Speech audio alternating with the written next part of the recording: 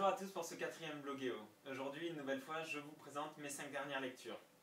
On commence avec Code de Kathy Wright, qui a écrit bien sûr Bones, qui nous a fait découvrir cette série géniale. On a affaire à une enquête policière. Les personnages principaux sont des ados, mais qui ont un petit quelque chose en plus, puisqu'il y a une touche de fantastique, de science-fiction en fait, puisqu'ils ont été touchés par un virus qui les a un petit peu transformés, donc ils ont des instincts de loup, ils ont un petit peu plus de force que les autres. C'est vraiment très très bien, c'est superbement écrit et ça vaut pour les ados, ça vaut pour les adultes. Génial. Ensuite, La négation du hasard. On a affaire à un livre de science-fiction sur le clonage. Ça ne m'a pas trop plu parce que l'écriture est vraiment assez lourde, donc c'est difficile de prendre du plaisir. Les termes sont compliqués, sont extrêmement poussés, scientifiques. Pourtant, je suis quand même pharmacien, mais j'ai eu du mal. Seul le dénouement, qui est vraiment étonnant, donne une bonne raison de lire ce livre, mais à réserver vraiment aux fans du genre clonage, ou alors qui sont vraiment des microbiologistes et qui comprendront mieux que moi.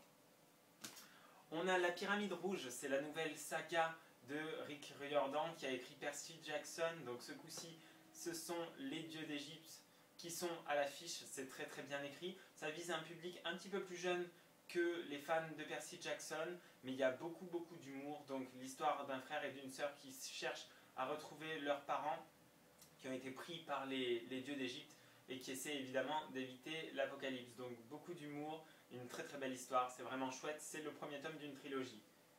Et évidemment, j'ai enchaîné avec le deuxième qui est déjà sorti. Donc tout ce que j'ai dit pour le premier vaut pour le deuxième, un tout petit bémol sur celui-ci qui commence un peu trop vite à mon goût. C'est dommage parce qu'en plus il fait moins de pages, donc on aurait pu combler un peu plus en augmentant l'histoire au début, pour camper mieux les personnages et la trame. Et enfin, Le Réveil des créatures, donc c'est écrit par l'acteur qui joue dans Torchwood, la série anglaise. C'est un livre jeunesse, donc pour les ados plutôt jeunes, je dirais 12-15 ans, mais ça peut se valoir pour les adolescents un peu plus vieux, tout simplement parce que c'est superbement écrit. Il y a vraiment une bonne qualité d'écriture, c'est génial, ça vaut vraiment l'écriture des romans adultes sans aucun problème. Le seul petit bémol là encore, c'est que le rythme n'est pas vraiment idéal, je trouve. Ça manque un petit peu de haut, de bas, c'est un petit peu longiligne, mais c'est quand même un très bon roman qui m'a beaucoup plu. Donc voilà, à découvrir pour la jeunesse. Mais écoutez, j'espère que vous avez pris beaucoup de plaisir. Moi en tout cas c'était le cas. Et puis à bientôt pour le 5e Bloguéo avec mes 5 dernières lectures. Bye bye.